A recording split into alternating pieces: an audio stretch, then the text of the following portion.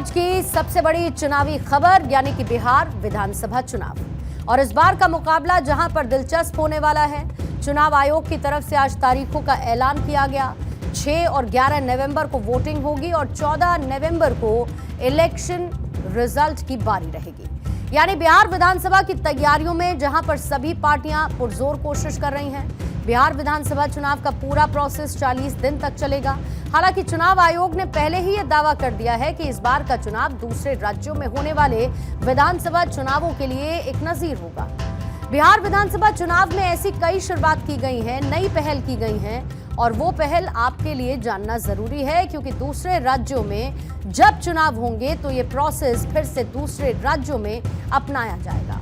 सबसे महत्वपूर्ण है इस बार का SIR यानी कि स्पेशल इंटेंसिव रिवीजन, जो कि समय से पहले पूरा हुआ।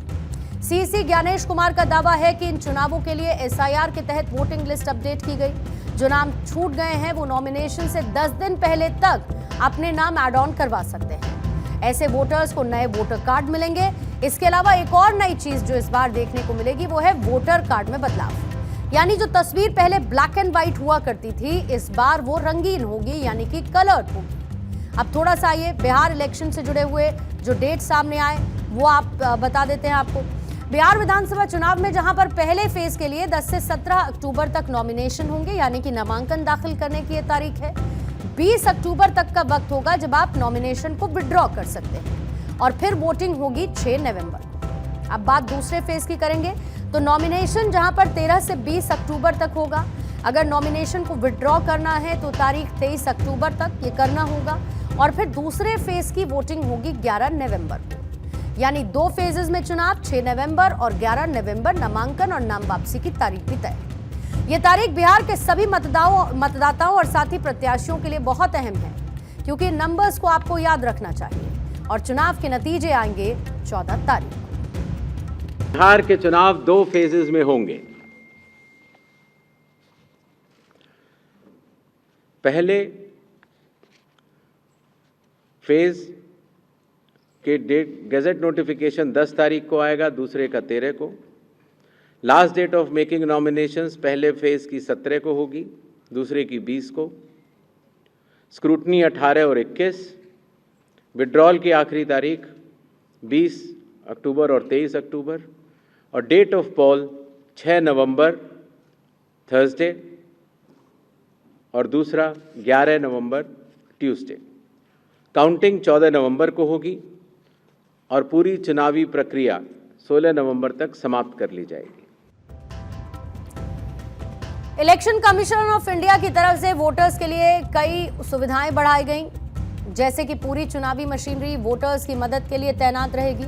चुनाव आयोग का दावा यह है कि इस बार खास तैयारी की गई है और वोटर्स को कोई दिक्कत ना हो इस बात का ख्याल रखा गया है। जहां पर बिहार में कुल 90,712 BLOs काम पर जुटे हुए हैं, जहां 1950 पर एक हेल्पलाइन नंबर जारी किया गया है 1950।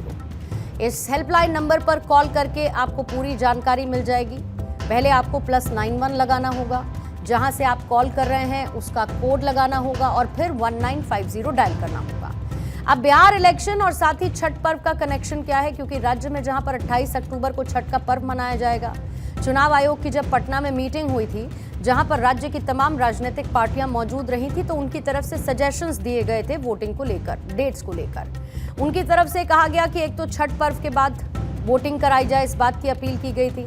साथ ही ये भी मांग रखी गई थी कि इस बार की चुनावी प्रक्रिया 2 चरणों में हो, यानी 2 फेजेस में वोटिंग हो और चुनाव आयोग की तरफ से इस अपील को मान भी लिया गया है। अब जो डेटा सामने आया उसके आधार पर पूरा चुनावी गणित क्या है, क्योंकि बिहार में 243 विधानसभा सीटें हैं, यानी जो मैजिकल नंबर है आधे से एक ज्यादा, वो कितना होना चाहिए 122। यहाँ पर जो जनरल सीट्स हैं वो हैं 203। SC के लिए यानी कि शेड्यूल्ड कास्ट के लिए 38 सीट्स हैं, शेड्यूल्ड ट्राइब्स के लिए 2 सीट है। चुनाव की तारीखों के ऐलान के बाद क्योंकि राज्य में सियासी हलचल बढ़ गई है, सभी पार्टियां इसको लेकर एक्साइटेड भी हैं और ऑन ग्राउंड मौजूद भी हैं। लोकतंत्र का पर्व है, लोकतंत्र के पर्व के लिए तो हम लोग स्वागत कर रहे हैं इलेक्शन कमीशन ऑफ इंडिया का। बिहार की जनता के बीच में काम के आधार पर, बिहार के विकास पर जनता के बीच में एनडीए चुनाव में जाएगा। पूर्ण रूप से हम लोग तैयार हैं। जनता के बीच में चुनाव में हम लोग अपने काम पर जा रहे हैं, तो काम के आधार पर जाएंगे तो स्वाभाविक है जनता के बीच में तैयारी है। अब आइए जरा जेंडर वाइज वोटर्स जान लेते हैं, क्योंकि इस बार के चुनाव में जब स्पेशल इंटेंसिव रिवीजन हुआ, जो वोटर्स की संख्या सामने आई उसमें कुल मिलाकर 4 करोड़ पुरुष वोटर्स हैं, यानी मेल वोटर्स हैं, जबकि 3.5 करोड़ महिला वोटर्स की संख्या है, जो कि पिछले बार हुए चुनावों के लिहाज से इस बार बढ़ी है। अब जो फर्स्ट टाइम वोटर्स होते हैं, यानी कि पहली बार वोट करने वाला मतदाता, उसकी संख्या में भी इजाफा हुआ है। 14 लाख से ज्यादा ऐसे वोटर्स हैं जो कि इस बार चुनाव में पहली दफा वोटिंग करेंगे। इसके अलावा जो ट्रांसजेंडर वोटर्स हैं, उनकी संख्या करीब 2000 के आसपास है। अब आप ये समझ सकते हैं कि लोकतंत्र के इस महापर्व में सभी का योगदान जरूरी है। इस बार का चुनाव खास है। सभी राजनीतिक दल अपनी तैयारियों में जोर शोर से जुटे हैं। अब बिहार में नेता प्रतिपक्ष तेजस्वी यादव ने भी चुनाव की तारीखों का स्वागत किया है। ये जो तारीख जो है, ये बिहार के लोग भविष्य में अगर इतिहास पढ़ेंगे पन्नों में, तो ये सुनहरे अक्षरों से लिखा जाएगा।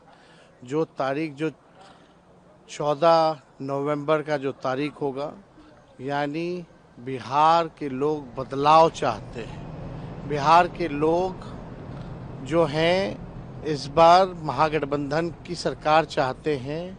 ये उत्सव जो है अब आज से शुरू हो गया है और ये 14 नवंबर के रिजल्ट में ये आएगा और बिहार के लोग इस बार तेजस्वी के साथ हर एक बिहारी सीएम होगा।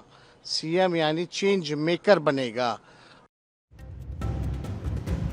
इस बार के विधानसभा चुनाव में खास क्या रहने वाला है? जागरूकता आपके लिए जरूरी है, क्योंकि यही जागरूकता आपको सही फैसला लेने की ताकत देती है। पोलिंग बूथ पर देखिए ज्यादा भीड़ ना नजर आए, इसलिए चुनाव आयोग ने इसके लिए खास व्यवस्था की। 1200 से ज्यादा वोटर्स एक पोलिंग बूथ पर नहीं होंगे। सभी पोलिंग बूथ पर जो वोटिंग है उसकी वेबकास्टिंग होगी। ईवीएम पर भी इस बार आपकी फोटो ज्यादा साफ दिखेगी, क्योंकि वो कलर्ड होने वाली है। ईवीएम पर जो कैंडिडेट्स हैं उनकी फोटोज भी कलर्ड रहेंगी। बैलेट पेपर पर बड़े बड़े अक्षरों में नंबर लिखे गए होंगे।